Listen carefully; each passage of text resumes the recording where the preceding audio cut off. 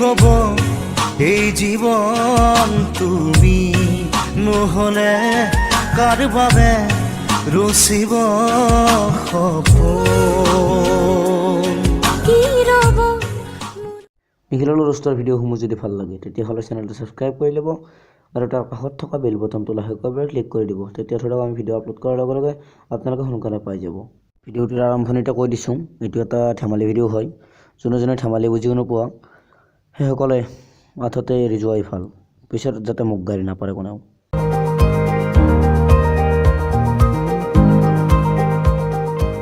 Hi guys, নিখিলৰ ৰষ্টলৈ আপোনালোকক স্বাগতম জনালোঁ। আপোনালোকে জানাই আমি কিছুমান গানৰ বিষয়ে কথা পাতোঁ। চ' আজি এটা গান তথাপিও এটা ব্যতিক্ৰমী ভিডিঅ' লৈ আপোনালোকৰ ওচৰলৈ আহিছোঁ। চ' ভিডিঅ'টো আহক আৰম্ভ কৰোঁ। Let's start. কি দেখাবলৈ এটা সৰু বাচ্চা এটা কান্দি আছে, কিন্তু ধৰক ইয়াৰ এই বাচ্চাটো যে কান্দি আছে আৰু ৰহস্য আছে।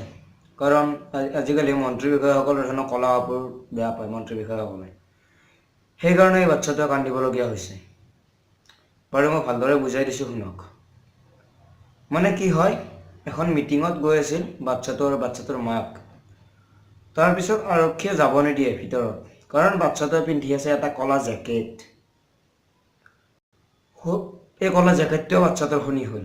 এই ঠাণ্ডাত বাচ্চাটোৱে এটা সাধাৰণ টি চাৰ্ট এটা পিন্ধি ভিতৰলৈ যাবলগীয়া হৈছে। কিমান কষ্ট হৈছে চাওকচোন তাৰ। আৰু এবাৰ ভিডিঅ'টো চাই লওক, কেনেকৈ কান্দিছে সি।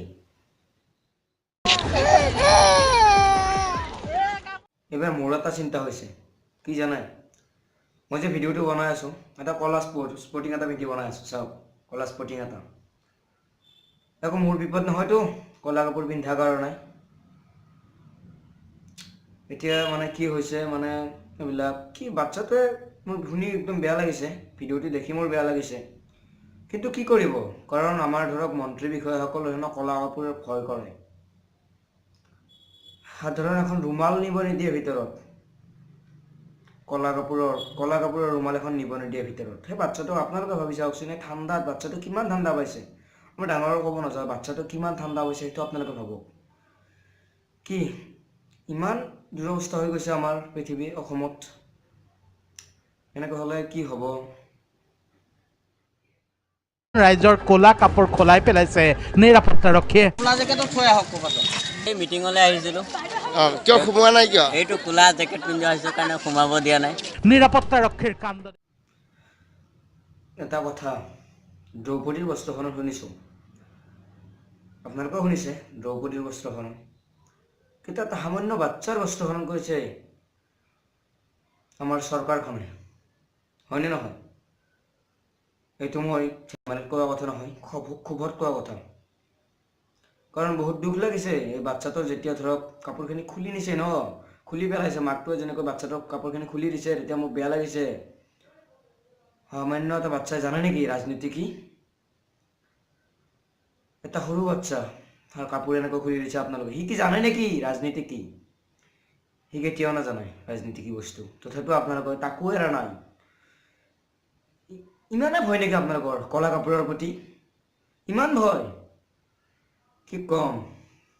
একচুৱেলি যোনবিলাক ধৰক বিজেপিৰ, মই চৰকাৰৰ নাম ধৰি কোৱা নাই, তথাপিও ধৰক এতিয়াতো বৰ্তমান চলিত চৰকাৰ বিজেপিয়ে ন, যোনখিনি ছাপৰ্টাৰ আছে সেইখিনি বেয়া নাপাব, কিন্তু এটা সঁচা ঘটনা। আচল কথা, নিজৰ যেতিয়া নোমডাল টানি চোৱা যায় তেতিয়াহে গম পায় কিমান দুখ পায়। নিজৰ নোমডাল টানি চালেহে গম পায়। সেই বাচ্চাটোৱে গম পাইছে ঠাণ্ডাত, ককবকীয়া ঠাণ্ডাত কেনেকুৱা পাইছে সি, কিমান ঠাণ্ডা পাইছে। আপোনালোকে কি বুজিব? এইবিলাক এৰক, বহুত হ'ল, বহুত সহ্য কৰিলোঁ, এইবিলাক এৰক। হাই ফ্ৰেণ্ডছ, আজিলৈ ভিডিঅ'টো ইমানেই। যদি এই ভিডিঅ'টো ভাল লাগিল তেতিয়াহ'লে লাইক কৰিব, কিবা যদি ভুল হৈ গৈছে তলত কমেণ্টত জনাই দিব, আৰু এই বাচ্চাটোৰ স্বাৰ্থত ভিডিঅ'টো যিমান পাৰে সিমান শ্বেয়াৰ কৰক। কাৰণ এটা বাচ্চাক লৈ খেলা কৰা হৈছে, এই বাচ্চাটোৰ যাতে ধৰক, আৰু এই বাচ্চাটোৰ লগত যি হৈ গ'ল, নেক্সট যাতে কাৰো লগত এনেকুৱা ঘটনা নহয়, সেইকাৰণে ভিডিঅ'টো যিমান পাৰে সিমান শ্বেয়াৰ কৰক। আৰু যদি আপুনি আমাৰ চেনেলটোত নতুন তেনেহ'লে চেনেলটো ছাবস্ক্ৰাইব কৰক আৰু তাৰ কাষত থকা বেল বটনটো লাহেকৈ এবাৰ ক্লিক কৰি দিব। তেতিয়া ধৰক আমি ভিডিঅ' আপলোড কৰাৰ লগে লগে আপোনালোকে সোনকালে পাই যাব। চ' ফ্ৰেণ্ডছ, আপোনালোকৰ তাত যদি কিছুমান মক্কেলামী গান আছে তেতিয়া ধৰক আমাক হোৱাটছআপ কৰিব পাৰে। আমাৰ হোৱাটছআপ নাম্বাৰটো হ'ল 6003111149। আকৌ এবাৰ কৈ দিছোঁ 6003111149। ডেছক্ৰিপশ্যনত পাই যাওঁ নাম্বাৰটো। আৰু আমাৰ এটা পেজ আছে, পেজৰ লিংকটো মই ডিছক্ৰিপশ্যনত দি দিম। চ' ফ্ৰেণ্ডছ, যিমান আৰু ধৰক মোক কিছুমানে সেই কৰি আছে, বেয়া বেয়া কমেণ্ট কৰে, সেইটো সহজ। বেয়া বেয়া কমেণ্ট কৰাটো সহজ বা কৈছে ৰোষ্ট বনোৱাটো একো টান কথা নহয়। মই চেলেঞ্জ কৰিছোঁ তোমালোকৰ লগত এবাৰ বনাই দেখা, এবাৰ বনাই দেখুওৱা মোক তোমালোকে কেনেকৈ ৰোষ্ট কৰা। আৰু মাজতে এটা ভিডিঅ' ওলালে কিবা ৰোষ্ট এনেকুৱা একো টান নহয়। তেওঁ কমেডি চেনেল, নামটো নকওঁ মই। চ' তেওঁ কৈছিলে ৰোষ্ট একো টান নহয়। তেওঁক কৈছোঁ এটা ৰোষ্ট বনাই দেখুওৱা। আমি মানে একো কৰিবই নালাগে। কমেডি ভিডিঅ' ধ্যানো এডিট কিবা কিবি কৰিব লাগে, আমি মানে একো কৰিব নালাগে। চ' এটা ৰোষ্ট বনাই দেখা, আমি এনেই আহে আমি একো নকৰাকৈ। চ' ফ্ৰেণ্ডছ, বেছি নকওঁ। চ' বাচ্ছাটোৰ স্বাৰ্থত ভিডিঅ'টো শ্বেয়াৰ কৰি দিব যদি ভিডিঅ'টো ভাল লাগিছে, ক'লোৱে অলৰেডি। চ' আজিলৈ বিদায়। আপোনালোকক পুনৰ লগ পোৱাৰ প্ৰতিশ্ৰুতিৰে জয় আই অসম।